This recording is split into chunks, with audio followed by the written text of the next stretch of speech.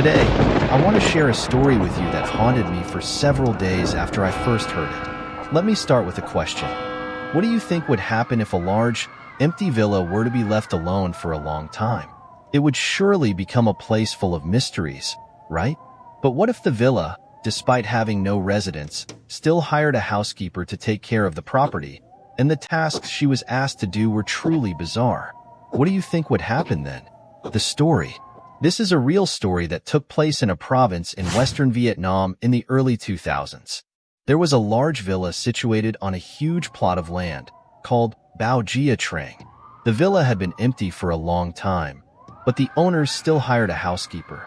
The pay was extremely generous for that time, and the housekeeper's duties were quite unusual.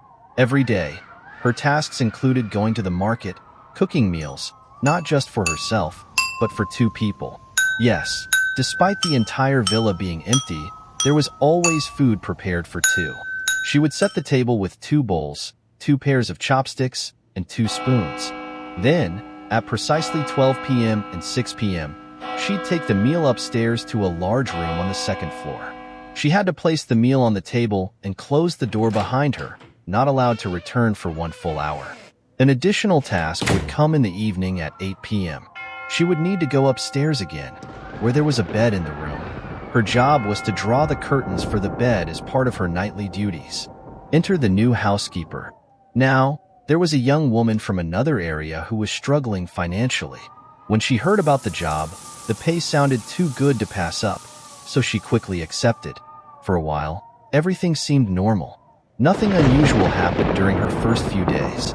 But then, one day, it was 6 p.m., just like any other day. The housekeeper brought a tray of food upstairs. As she placed the tray on the table, she suddenly realized something. She was missing a pair of chopsticks. She thought, how could they eat without chopsticks? So, she decided to quickly run back downstairs to grab them. She figured it wouldn't be a big deal, since she had just come upstairs. But as she bent down to pick up the chopsticks, she forgot the instructions she'd been given, to not return to the room for an hour. As she made her way back upstairs and approached the door, something strange happened. She thought she heard voices coming from inside the room.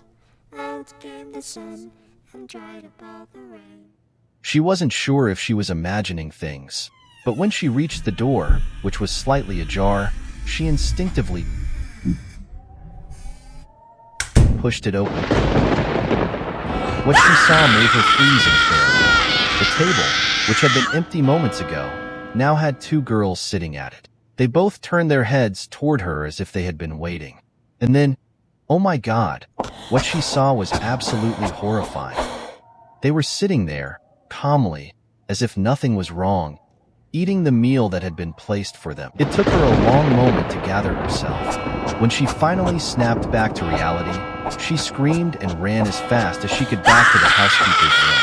She locked herself inside, trembling in fear, and began chanting prayers in an attempt to calm herself. She completely forgot about the task of drawing the curtains in the room upstairs.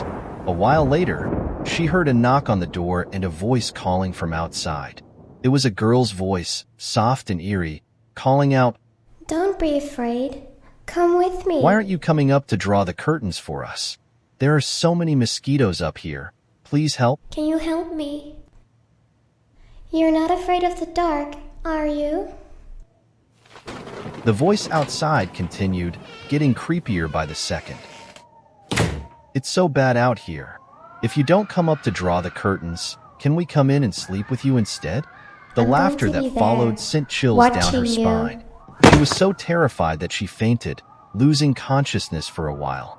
When she finally came to, she opened the door and, in a panic, fled the villa. She ran screaming and crying, not looking back. The truth. As it turns out, the villa had once belonged to a couple who had 2 daughters, one 15 years old and the other 13.